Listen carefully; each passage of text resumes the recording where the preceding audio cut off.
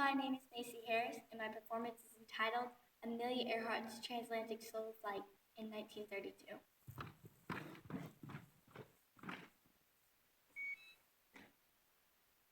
Good morning! Welcome to the freshman orientation here at the Amelia Earhart's Academy of Aviation for Women. We congratulate all of you! Today is May 20th, 2032. You will never forget this day for the rest of your lives. I hope you're comfortable in your hover chairs. You see, May 20th, 1932, exactly 100 years ago, was when Amelia Earhart flew her solo transatlantic flight across the Atlantic Ocean, being the first woman to do so. We begin this school on this day to signify a moment in history which broke ground for women everywhere. The objective of this academy is for you to keep alive the vision that Amelia Earhart had for women, which is to encounter new horizons, exchange high ideals, and explore greater accomplishments as young women, not only in aviation, but life. So, let's get down to business. Behind me is my personal collection of primary sources, which I hold in high regard of Amelia Earhart. Don't touch. Now pay close attention because these adventures were building blocks to her significant solo flights. First, her international pilot license, which she received in 1921. Only 16 women in the whole world had one.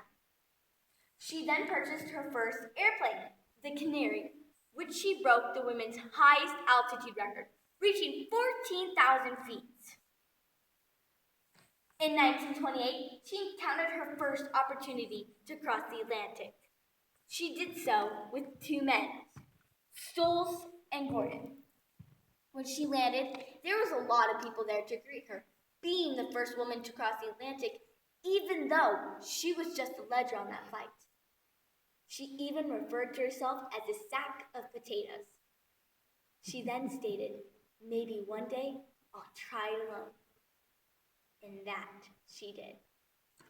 Because we live in the age of very advanced technology, we are now going to witness a live interactive hologram of Amelia Earhart expressing in her own words her solo transatlantic flight, which she broke barriers for women throughout the world. I mean, Amelia Earhart herself. This is such a thrill for me. Here now is Amelia Earhart, who is the foundation of this institution.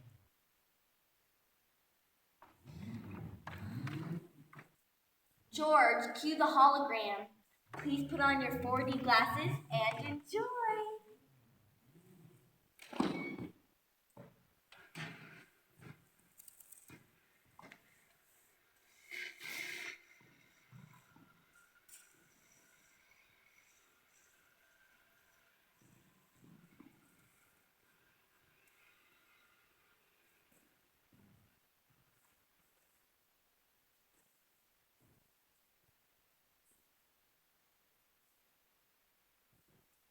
My name is Amelia Earhart. I've often said that the lure of flying is the lure of beauty, and I need no flight to convince me that the reason flyers fly, whether they know it or not, is the aesthetic appeal of flying. I only say I do it because I want to. And because I want to, people say I can't because I'm a woman. Later I learned through my solo transatlantic flight the obstacles that I had to overcome, such as the culture of the day, finances, and the physical and mental aspects of my actual flight. As for the culture of the day, I had to be taken serious as a woman aviator, so I cropped my hair short. They made it very clear that aviation wasn't where women belonged. It was an encounter that I was all too familiar with. Being an educated woman from Columbia University didn't matter. There were those who often asked if I was religious or relied on God. I value one's privacy and don't consider such a topic up for public discussion. As to the finances, I worked at a variety of jobs, from a photographer to a truck driver, which is quite an accomplishment for women because we are in the midst of the Great Depression. Here's an example. I wrote articles for McCall's fashion magazine, but when they found out I was advertising for Lucky Strike cigarettes, I was fired. You see, it was a thought that smoking was only for men, and it was unladylike and inappropriate for a woman. Perhaps so, nevertheless, I determined to have the means to fly. On my solo flight, I had to fly the Little Red Bus in an unusual manner. Blind.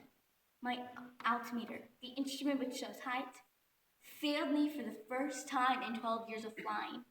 Ice built up on my wings, fire under my engines, unexpected storms.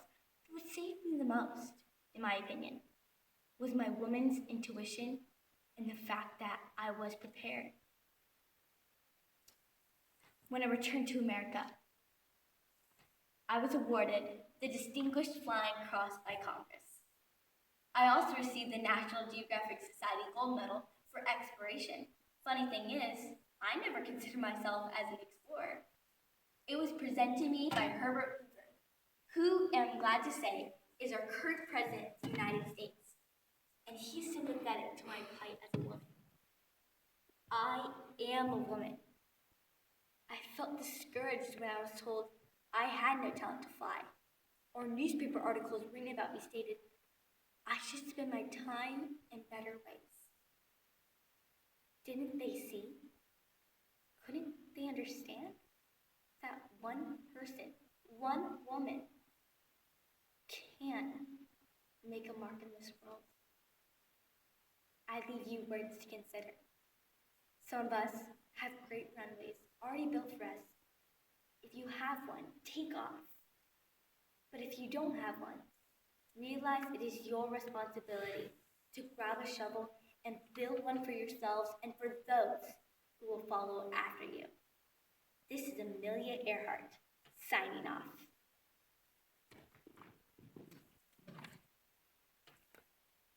Hi, I am not Amelia Earhart. I am not the futuristic teacher, but I am Macy. Amelia was a pioneering pilot. She became a pilot out of personal passion, and once she became famous, she used her celebrity to support the women's rights movement. She was the co-founder and first president of the 99, an association of women pilots that still exists today with more than 5,000 members. She toured the country lecturing, trying to inspire young women of their own potential and make them understand that the limits imposed on them by men and by society did not need to dictate their lives. Amelia was confident and brave.